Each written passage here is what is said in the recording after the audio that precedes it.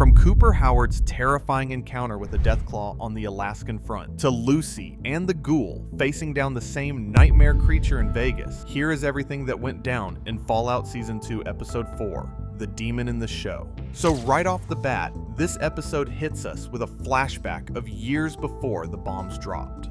Back when Cooper Howard was still doing his military thing on the Alaskan Front, Cooper and his buddy Charles Whiteknife are stuck in malfunctioning power armor. The commanders are telling them to keep pushing forward to look for a third raider, even though their armor is acting up. Cooper, being the decent guy he is, tells Charles to head back and promises he'll be right behind him. But of course, things are about to go completely sideways. Cooper's wandering through all this flaming wreckage, and he hears something that sounds like a straight-up monster.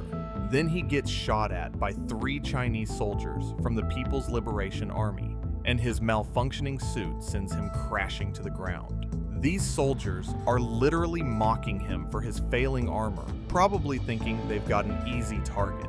But here's where things get absolutely insane. Cooper sees something coming up behind these soldiers, and it's a Deathclaw. If you've played any of the Fallout games, you know exactly how terrifying these things are. They're basically the apex predators of the wasteland, tough as nails, and extremely hard to beat, without the game's VATS system helping you aim. This Deathclaw makes absolutely quick work of those 3 soldiers, while Cooper just has to lie there helpless in his busted armor, watching this whole brutal scene. The creature even gets right up in Cooper's face, and for a second, you think he's done for, but the Deathclaw just retreats back into the flames. Cooper's lying there completely stunned when he hears over the radio that the island has been secured, and he mutters, "It wasn't us." Now here's the really fascinating lore stuff that this episode reveals. A lot of people assume Deathclaws are just mutants created by the massive radiation from the nuclear apocalypse, but that's actually not true. The US government actually developed them years before the bombs dropped. They were designed as brutal replacements for regular soldiers, which is absolutely horrifying when you think about it. The Fallout Wiki has always said there's been no official confirmation that the government actually deployed these things in combat before 2077. But well, this episode just completely changed that. We now know for sure that the US absolutely did use Deathclaws on the battlefield, and Cooper witnessed it firsthand on the Alaskan Front. The way they shot this sequence is perfect too. It's not an action scene, it's a horror scene. The butchering of that PLA squad is chilling, and it's clear the effects team absolutely nailed bringing this iconic creature to life. The computer-rendered model shows off how massive and powerful these things are, but it's the close-up shots of the animatronic head that really sell it. Those slowly blinking eyes and snarling jaws are the stuff of nightmares. Plus, there's the joy of seeing the old T-45 power armor brought to life through practical effects, with its malfunctioning systems calling back to Cooper's complaints to Bud in Season 1 about Vault-Tech's whole profit over people approach to everything. Walton Goggins absolutely kills it in this scene too, conveying not just Cooper's fear of coming face to face with this monster, but realizing how the entire PLA force was defeated. It's unclear if Cooper fully understands that his own government deployed these Deathclaws, but he definitely knows his guys in their faulty power armor didn't win this battle. And this whole opening works as terrifying foreshadowing for the episode's cliffhanger, where Lucy and the Ghoul end up face to face with a Deathclaw on the New Vegas Strip with just a few guns and the clothes on their backs. Talk about impossible odd. Meanwhile, back at the bottle cap factory that Thaddeus runs, things are getting complicated fast. Maximus has just killed Paladin Xander Harkness, and he's realizing he's being tracked. He tries to convince Thaddeus to get into Harkness's power armor and pretend to be him, because otherwise the people tracking them are going to either kill or enlist all the kids working at the factory. With the Brotherhood of Steel incoming, Thaddeus reluctantly agrees and starts awkwardly making his way around in the suit, pretending to be Harkness as they fly back to the Brotherhood's base. At the Brotherhood's Area 51 base, only Dane has figured out that something fishy is going on. When Dane asks what happened, Maximus admits he did the right thing, but Harkness is dead. Dane's freaking out, saying the Commonwealth is going to kill them all, and Elder Cleric Quintus is going to slit Max's throat. But Maximus has a plan, and it's a pretty extreme one. He's going to kill Quintus. He asks Dane to take care of the kids, and Dane takes them to hide, telling them not to come out until the shooting stops, before heading to where the cold fusion device is being kept. Thaddeus is doing an absolutely terrible job of maintaining his cover. He's walking around the cafeteria, still in the Brotherhood suit, but somehow one of the elders buys it and wants to talk to who she thinks is Harkness. Then another elder also wants to make a deal with fake Harkness, and both of them are offering to kill Quintus because of his disrespect toward the Commonwealth. As the elders start getting suspicious that something's off, another one comes in to announce that the cold fusion has been taken. They immediately assume betrayal, which leads to all three elders turning on each other in a full-blown shootout right there in the cafeteria. Maximus makes his way to Quintus's office and admits straight up that he killed Harkness. Quintus realizes he's next on the chopping block. Quintus starts talking about how he'll bring cruel but necessary order to save civilization, changes that will never happen if he's dead, while Max is holding him at gunpoint. This whole confrontation is really well written by Jane Espenson, who's a veteran of genre TV, and she does a great job of making sure it all ties into Maximus's character arc. While Max is pointing a gun at Quintus, he admits something really revealing about himself. He says, "I don't choose to do the things I have to do. They just keep happening." It's such a perfect way to express how Maximus has had basically zero agency in his own life. Everything just happens to him, and he reacts. Quintus asks what Max's plan is, and Max admits he doesn't actually have one. He just keeps doing things that need to happen for survival. When Quintus asks what happened with Harkness, Max explains that Harkness was going to kill children, so Max killed him first. But when Max reveals that the children were ghouls, Quintus's whole behavior changes. He turns away disappointed and grabs his own gun, shooting at Maximus. Max manages to lock a door between them as the cafeteria fight continues to rage on.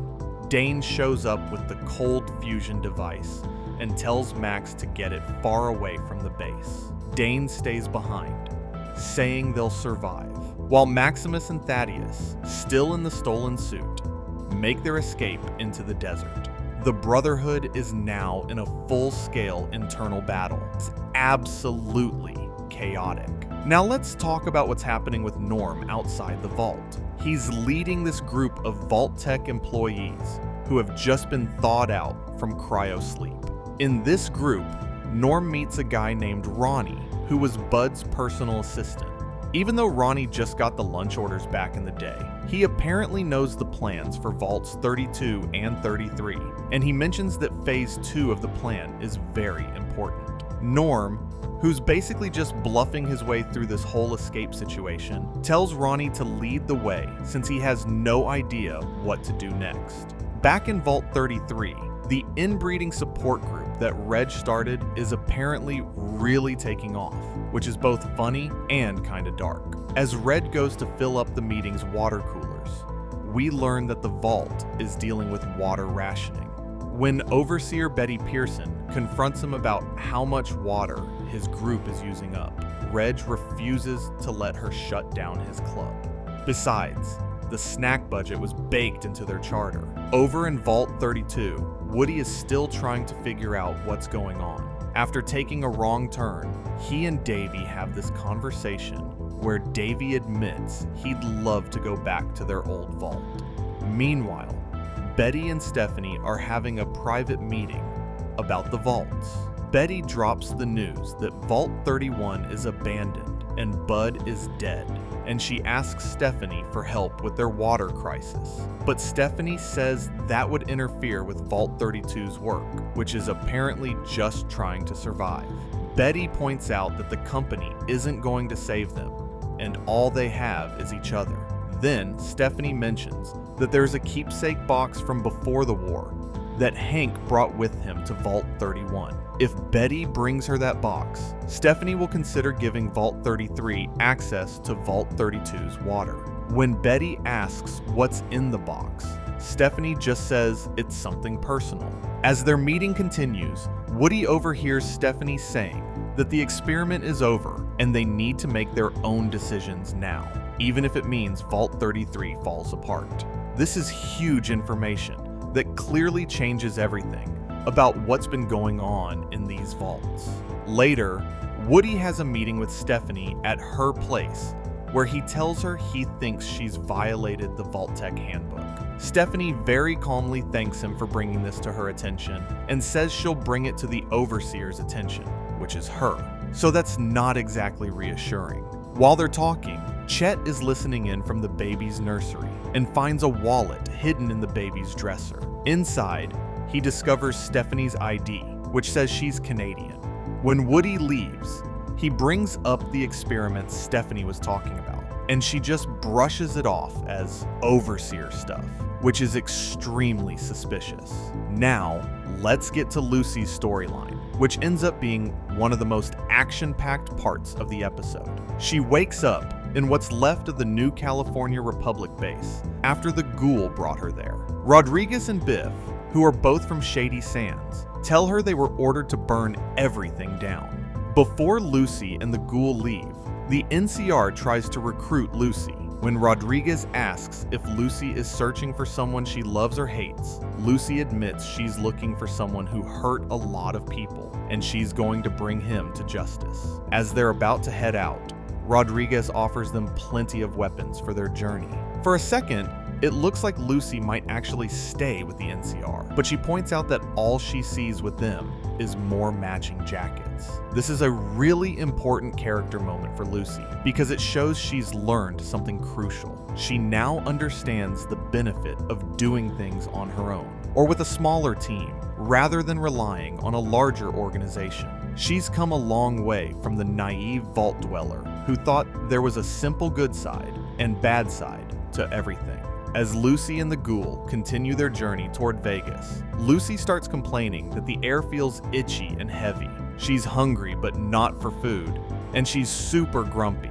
The Ghoul explains that she's addicted to drugs after having a steady 2-day IV drip of Buff Out. He tells her she can either fight through the withdrawal for 4 or 5 days, or she can embrace what he calls the only way to go and just do more drugs. As they reach the Las Vegas city limits, Lucy decides to go with the latter option and takes more Buff Out from the Ghoul. When they get to Vegas, the Ghoul immediately notices something is off.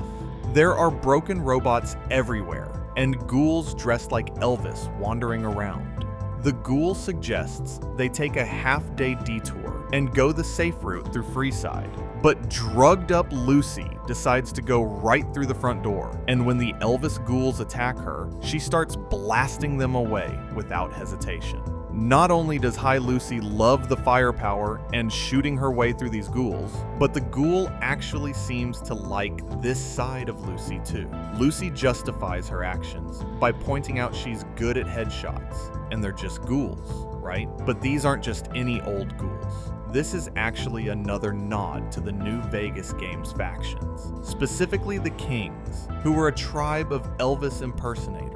But it's been over a decade since the games, and the wasteland has not been kind. All the Kings have become feral ghouls, which is a clever way to show the progression of time, while also turning them into gory fodder for what's honestly Season 2's most spectacular action scene so far. The fight scene is filled with fantastic little details. The editing is slick and rhythmic, and the way bodies spin and buckle as wounds burst open is both brutal and beautifully choreographed. There's this slow motion shot that concludes the fight that's a perfect nod to the game's ATS mechanic. and it's no wonder they used it as one of the key images in the season's teaser trailer. It's the kind of sequence that reminds you why this show has been so successful at translating the games to live action. That night, Lucy and the Ghoul are in Vegas, with seemingly no one else around. The Ghoul suggests they should head to Freeside to look for answers, but Lucy, still riding high on Buffout and feeling overconfident, throws caution to the wind and just yells for anyone to come out. As they're looking around, the Ghoul can hear the crackling sound of radiation, and Lucy finds a giant egg. Her drug-fueled confidence makes her think they can take on whatever laid that egg. But that confidence is about to be seriously tested. A Deathclaw rips the doors off a nearby building, and both Lucy and the Ghoul are left completely stunned. It's the perfect cliffhanger, because we saw in the opening flashback just how dangerous these creatures are, and now our main characters are face to face with one, while equipped with basically nothing but a few guns. The demon in the show really does end with all the characters in great places heading into the second half of the season. Maximus is on the run with potentially the most important piece of technology in the wasteland. The Brotherhood is in chaos. The Vault secrets are starting to unravel, and Lucy and the Ghoul are about to face their biggest challenge yet. While this is definitely an episode that's setting up what's to come, the storylines are thrilling enough in their own right that it never feels like it's just treading water. The action is spectacular, the character development is strong, and the lore reveals about the Deathclaws being deployed before the war adds to the show's exploration of how the old world created the horrors of the new one. It's an exciting way to get viewers ready for whatever chaos is coming in the rest of Season 2. And after that cliffhanger, the wait for the next episode is going to be brutal.